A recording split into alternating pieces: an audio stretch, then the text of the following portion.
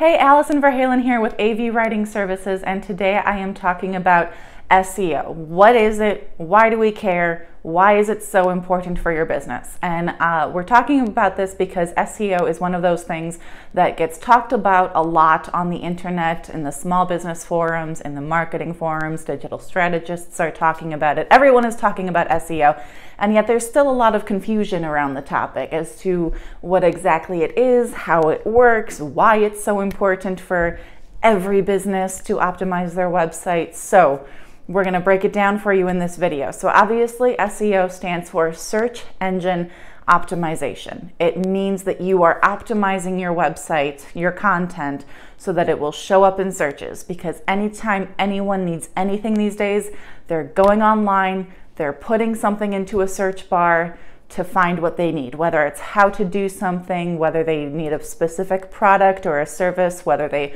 heard about such and such and they want to research it a little bit more. They go online to get the answers they need, and your content needs to provide those answers. It needs to be engaging, and it needs to have all the SEO pieces so that it shows up in those searches. All those things that Google likes, you got to play by Google's rules so that you can actually show up when people are searching for those things. Now, I mentioned Google. We're going to focus on Google because it is the giant search engine. There are other search engines. Every social media platform has its own search engine. Obviously, there's Bing, there's Amazon is like a store, but it's also a search engine that a lot of people use to find information as well as stuff. So, but we're going to focus on Google just because that's the big one. And when most people talk about optimizing their website, when they talk about SEO, they're really talking about Google's algorithm. So that's what we're going to focus on. So, why does it matter? Well, online searches drive more than 50% of website traffic. So if you want to get people to your website, which obviously you do, otherwise why have a website? You want to get them to your website, you gotta show up in searches. It's just a fact. And if you're a small business owner, the vast majority of people, and by that I mean more than 95% of people, are searching for small businesses online. So if you're not optimizing your website to show up in those searches, you're not going to show up. People aren't going to find you. You're losing out on huge opportunities to attract, engage, and convert leads online. So that's why it's important. Now, how do we create great content? Well, it all starts with keywords. I mentioned a few minutes ago, people entering search terms into a search bar online, whether, again, we're going to focus on Google. There are a lot of search bars out there, but we're focusing on, let's say they pull up Google, they put something in the search bar. Whatever they put in that search bar is a keyword. So people focus on keywords because when they're looking for something, Google takes what they put into that keyword and tries to match it with content that contains those same words. Google goes, oh, you're looking for this? Well, we've got this over here is talking about that thing, so that's probably what you're looking for. So Google will put your content in front of people who are using those same keywords. Now, you have to be strategic about the keywords that you're using, because a lot of them, like SEO, for example, I talked about, is one of those things that gets talked about a lot online, and it's a huge keyword, and there's a ton of content out there. So when I do my keyword research, when I talk about SEO, I don't really try to rank for the keyword SEO because there's so much content out there already. There's no way I'm going to rank for it. It's a lost cause at this point. I'm not even going to try. I would rather focus on SEO for business, for example, because that is not quite a long tail keyword, but it's a little bit longer, and it's got a smaller audience. There are probably fewer searches for it compared to just SEO, but there's also less competition for it. So when people do search for it, I have a better chance of showing up in those searches. So keep that in mind when you're researching your keywords. Always research your keywords. You need to know not only where your audience is online, but you need to know what keywords they're using. What are they using to find what you're providing? You're filling a need. You are solving a problem for them. What do they look for to solve that problem? What keywords are they using to find the answers that they're looking for that you are providing? So it's all about those keywords. Now you have to be strategic about it, because like I mentioned with SEO, if you use a keyword that already has a ton of content out there using that keyword, you're not going to rank. And on the flip side, if you're using a keyword that no one is searching for, you're going to rank with the 10 people who are searching for it, and that's great, but who cares? Are you going to attract and convert those 10 people? The ROI is not really, unless you're selling something that really is super expensive and a sale is a huge profit for you, then maybe that does make sense for you. But for the most part, you want a keyword with a high enough search volume that you have a decent shot of attracting people, and also a low enough competition that you have a decent shot of actually showing up in searches for that specific keyword. So research your keywords, make sure it's worth your while, and research where they are right now, because a lot of keywords kind of tend to go up and down. For example, right now we're in January, so everyone is searching New Year's resolutions. So New Year's resolution as a keyword has a lot of search volume right now. In June, probably not so much. But if you want to create content that ranks right now and gets a lot of audiences, a lot of viewers to your website right now, that would make sense as a keyword to use right now. But that is not necessarily evergreen content, but that's a different issue. We can talk about that in another video. So you have to be strategic, and you have to use, okay, so there are long tail keywords and there are short tail keywords. So when I mentioned SEO, that's a short tail keyword. It's not even one word, it's an acronym. For all intents and purposes, it's a one word keyword. Anything 1 to 2 words is generally a short tail keyword. 3 to 5 words is what we call a long tail keyword. And those are very important. It is the key to content strategy right now, is focusing on long tail keywords. What are the long search terms that people are using? The more words they put in, the more likely it is that they're looking for something specific, and they're more ready to buy. It's also easier to rank for long tail keywords. Like I said with SEO, it's really hard to rank for SEO because that keyword is used all the time, all over the internet by practically everyone. Whereas SEO for business, not so much. It's about 3 words. So it's kind of on that line between short tail keyword versus long tail keyword. But again, people who are searching SEO for business are searching for something very specific. So focus on what people are searching for, where they are in the buyer journey. If they're searching long tail keywords and you've got those long tail keywords, they're looking for something specific, they're ready to buy, they're almost ready to buy, they're in that decision making stage, maybe they're comparing prices or services or features or whatever it is. And so if you use those long tail keywords and you manage to get them to your website when they're late in the buying stage, you have a better chance of converting those leads into customers. So a great content strategy needs both short tail and long tail keywords.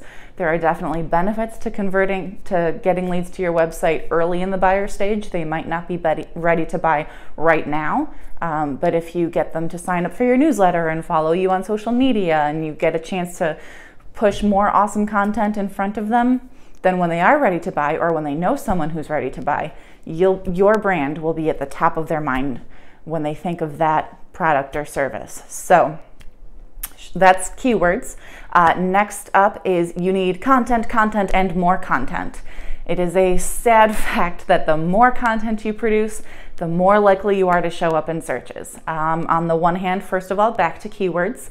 The more you can put keywords in your content on your website in a way that's natural, not just stuffing it full of keywords, but if you have, let's say, a blog series on the divorce process, for example, and you use, I don't know, how to divorce when you have a child as an example of a keyword, and you use that all throughout your content, a variety of blog posts, that's really beneficial, because then when people search for that, Google is going to rank your content highly, because they'll see that you have a lot of content on that topic, and it will be fresh and relevant content. When you blog, when you have a whole series of blog posts on a particular topic, you are updating your website constantly. Every time you put something new out there, put a new piece of content on your website, Google notices that. Google does notice the date, audiences notice the date, they care about the date, they want to make sure that it is fresh, relevant content, because our world is changing faster than ever now, and if something is a few months old, even a few years old, they're going to wonder if it's still relevant. So by consistently putting content up on your website, Google is saying, oh, this is still relevant, this is still new, someone is still managing this website. If you don't blog, or if you blog inconsistently, Google will wonder, is this website even still active? Is someone still managing this? Is something happening here? Is it dead? Has someone forgotten about it and just left it to rot? And then you're not going to show up in searches. So blogging consistently is critical for showing up in searches and for attracting and engaging and converting leads. You need that content that demonstrates your authority, that demonstrates that you know what their pain points are and you know how to solve those pain points. You know how to solve their problems for them. This product, service, whatever it is that you're selling will be the answer to their prayers. And blog posts are a great way to do that, either by showing them how to do something for themselves or describing the features and benefits of a new product or service that you have or announcing something new. There's no shortage of blog post opportunities, and it is critical for SEO. Along with that is long form content. Studies consistently show that the longer the content, I'm talking at least 1,500 words, if not longer, tends to get more engagement. People spend more time on there. People are more likely to convert with longer content. They're more likely to turn into customers, or at least take the next stage in the buyer journey. Again, if your call to action is not necessarily to buy something, but maybe your call to action is to sign up for your newsletter or to have them follow you on social media, they're more likely to take those steps when they have that really long content. And again, it's all about the keywords. The longer your content is, the more you can put those relevant keywords throughout the content. You have 1,500 words to use whatever keyword or keywords you really want to focus on for that topic. And that's a lot of opportunity to get that keyword in there and consistently show up in Google for that particular keyword. But again, you're not stuffing it with keywords. It's not like that keyword is the vast majority of what you're saying in that content. It still has to be valuable content that engages people, and keyword stuffing doesn't engage anyone. But the longer it is, the more you have the more chances you have to naturally include that keyword and other keywords into your content. No blog post should focus on just one keyword. You should have a whole bunch of keywords that you want to use all the time throughout your content. Each blog post should have its own dedicated keyword that you do want to use a lot in that particular blog post.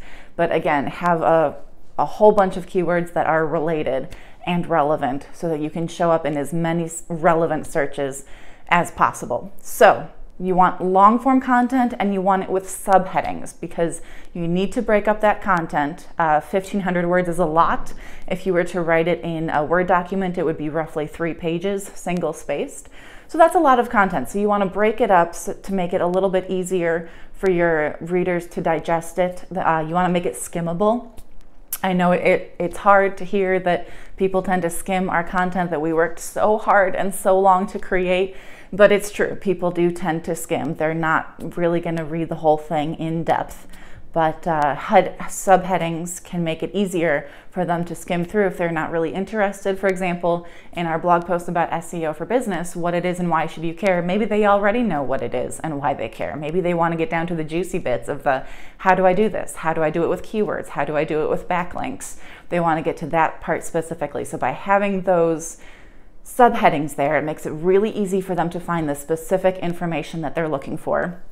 And again, Google will read those subheadings, and it helps Google index your website and figure out what it's all about, what keywords, what topics it's covering, and will help you show up in relevant searches. So use long form content, especially if you're in the B2B space. It is hugely important for the B2B audiences to use long form content, and break it up with subheadings, both for Google and for your reader. Next up, backlinks. So backlinks is when you provide links in your content to, it could be other pages on your website, it could be other blog posts on your website, it could be reports that exist in white papers that are out on the internet somewhere. You can provide a link to them. It could be blog posts for a related website that covers similar topics. It should never be a direct competitor. You never want to lead someone directly to a competitor. Don't do that. But someone in a related industry who covers something a little bit similar, who might cover some information that's relevant to what you're writing about, you should absolutely provide backlinks to those websites because A, it's good for SEO. Google likes that, and the people running the other website will like it. They'll see it, they'll get that little notification that someone linked to their website, and they'll check out your website and they'll go, oh, awesome, someone linked to our stuff. They thought it was relevant content, and that's super cool. And that can be a great way to develop a partnership. Or you can develop a partnership first if you meet someone in person and say, hey, we should share content and link to each other's stuff. That's a great way to go too, but you need those backlinks, and you need a way to gain backlinks back to your website, because that is another thing that Google considers. Because when Google sees that other high quality relevant sites that show up in searches, when those sites are linking back to your site, that improves your authority as Google sees it. Google goes, oh, well, this authoritative site full of expert information likes this website, so it's probably also authoritative and full of expert information. So you're going to show up in more searches. You're going to show up higher in searches, in relevant searches. So great way to gain those backlinks. That's the hardest part. The putting in backlinks in your own content is the easy part. Getting other people to link back to your stuff is a little bit more difficult, but it's all about building those relationships online and in person. Guest posting is a great way to gain those backlinks. Anytime you provide a guest post on someone else's blog, they'll provide a link back to your website, and that does tend to drive traffic back to your website as well. So guest posting is great, getting those referral partners, those content partnerships going, and again, just building those relationships. Next up is images, which might sound a little counterintuitive because Google can't actually read images yet, but Google can read what is called the alt text. When there's a big block of space that Google can't read, that's going to be an image. Google instead will read the alt text. It is a meta tag that you attach to the image, and you should put relevant keywords in there so that Google can read the alt text and go, oh, that's what this content is about. That's what they're covering. Okay, we're good. So use images. Images are also great, again, for the users. When people are on your website and they're skimming through, if they're reading a really long blog post, having quality images that are relevant to what you're talking about and can actually enhance their experience, make them more likely to stick around. Big blocks of just text, our eyes glaze over and we tend to get kind of overwhelmed and go, that's a lot of content. And a lot of people will click away when they see that, or again, they might skim through and not really look at it closely and skip away. But if you just see a little bit of text and then an image and then a little bit of text and then another image, they're more likely to scroll through and read the entire blog post that you worked so hard to create, because you've got those images that are engaging, that are eye-catching, that help them understand the content better.